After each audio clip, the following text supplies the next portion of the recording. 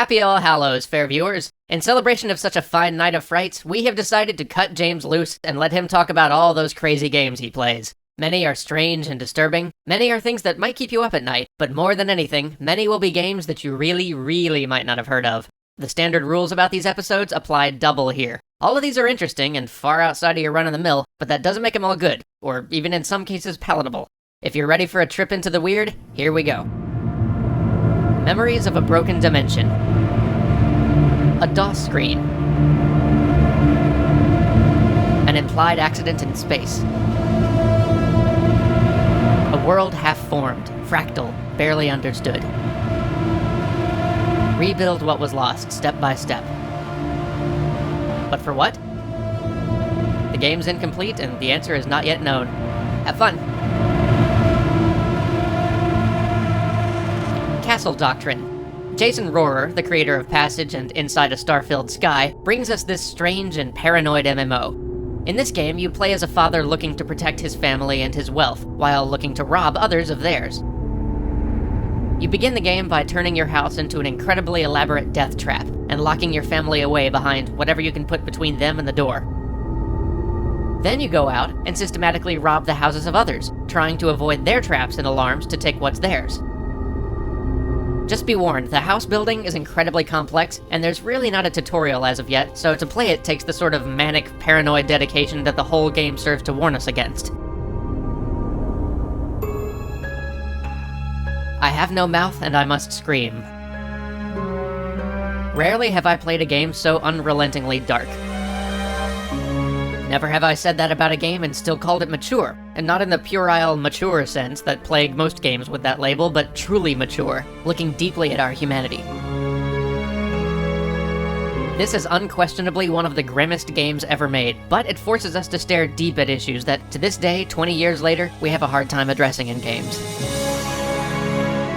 It's written by Harlan Ellison, Hugo and Nebula Award winner and the man behind The Guardian of Forever. And while he's an author who I often think goes too far and sometimes simply writes to shock us, you cannot say I Have No Mouth was written lightly or without purpose.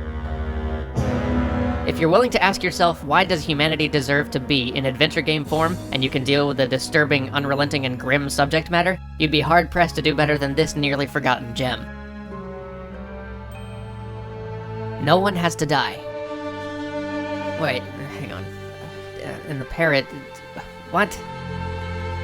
The name of this game tells you the premise. Each level you must solve a puzzle, and on each puzzle, someone has to die. Or do they? Can you get through this burning building without getting anyone killed? The rules say it's impossible, but in the end, are they really the rules?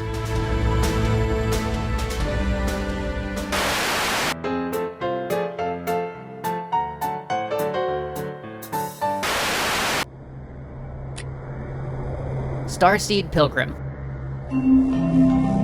Sometimes our walk through the weird doesn't have to deal with anything bleak or disturbing. It sometimes can just force us to look at things a new way.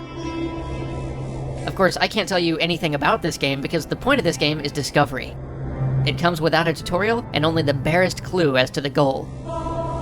You learn by doing, and the game is as much about deconstructing the system as about anything we traditionally call play. Does this make it a good game? It depends on your definition, but it certainly makes it an interesting one. If you want a game that is itself a puzzle, then Starseed Pilgrim won't disappoint. Off. If a French version of David Lynch remade Earthbound and gave it a fight soundtrack weirdly reminiscent of soul coughing, you might have something like Off. If that recommendation doesn't sell you on it, you probably won't like Off.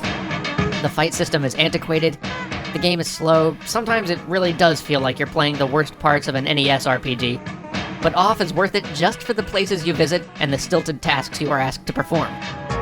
The story is convoluted and interesting and strays far from standard RPG fare.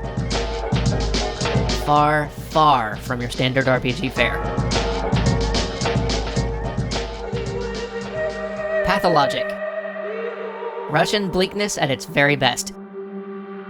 If you're looking for a grim, old-school survival horror game, Pathologic is the place to stop.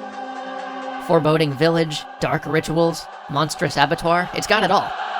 What's more, it's not a Silent Hill clone. Pathologic is a unique product of Russian culture, the way Dostoevsky is. To a modern viewer, the graphics are bad, and the translation is worse. The graphics I can live with, but I gotta say, it's almost criminal that a game this unnerving and unique is marred by such an abysmal translation. The game's still great, but you'll rage at the moments when that poor translation ripped you out of the experience. Song of Saya. I apologize, what the f*** did I just play?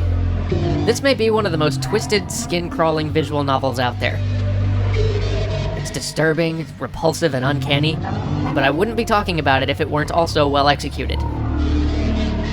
I won't get into the topic of what age you should or shouldn't be to play a game, but let's just say I'm not sure I'm old enough to play it. It's filled with sex and nudity and types of violence that are far more disturbing than your usual variety. It's like Silent Hill, but with no holds barred and no restraint for taste.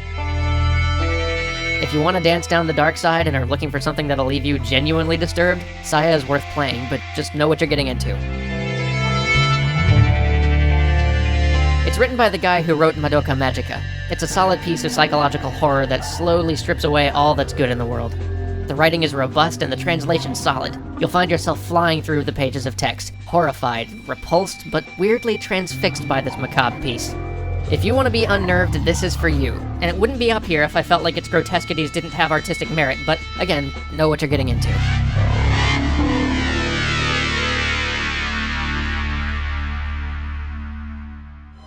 And finally, Outlast. Survival horror that's thoroughly about stealth. This game plays the overrun insane asylum card to the hilt. And I'll confess, the first half hour got to me.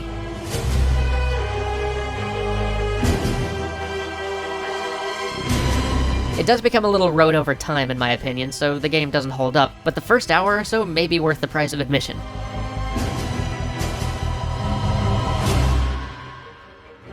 If you like survival horror and are curious about how it would play out with stealth gameplay, this is a trip to the mountaintop you might not want to miss.